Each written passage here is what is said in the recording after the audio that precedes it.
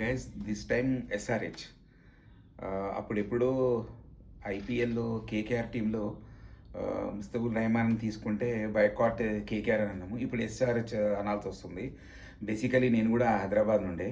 But Kavya మారన్కి సిగ్గు బుద్ధి ఇంతనన్నా ఉందా? ఆ పాకిస్తాన్ ప్లేయర్ని అబ్రార్ అహ్మద్ గారిని 2.5 crore పెట్టుకుంటుందా? ప్లేయర్స్ ఎవరు దొరకలేదా దానికి?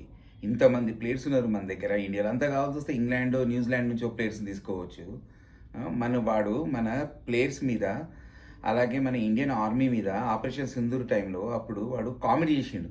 అలాంటి వాడిని తీసుకొని వచ్చి మన ఇండియాలో ఐపీఎల్ ఆడిపిస్తే ఎంత దరిద్రంగా ఉంటుంది, ఎంత అవమానము. అసలు వీళ్ళకి దేశభక్తి ఉందా లేదా? ఓన్లీ వీళ్ళకి డబ్బులే కావాలా? అసలు వీళ్ళకి కావాలని చేస్తారా లేకపోతే వేరే వాళ్ళని ఇది చేయాలని చేస్తారా అర్థమవ్వదు.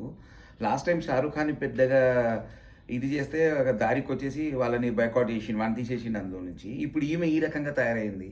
అరే అవమానం ఇది. మన హైదరాబాద్లో వాడు ఆడడము, అబ్రార్ గారు ఆడడము చాలా అవమానం. వేరే స్పిన్నర్స్ లేరా మన దగ్గర?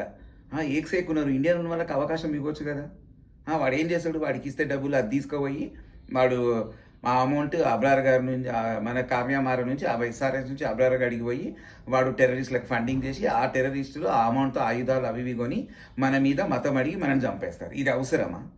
ఇంత కూడా సెన్స్ బుద్ధి లేకుండా చేస్తుంది. IPL lovers, boycott SRH and boycott అబ్రార్ని ఈ ఐపీఎల్ నుంచి తీసేయాలి. అప్పటి వరకు ఈ వీడియోలు వైరల్ చేయండి ఫ్రెండ్స్.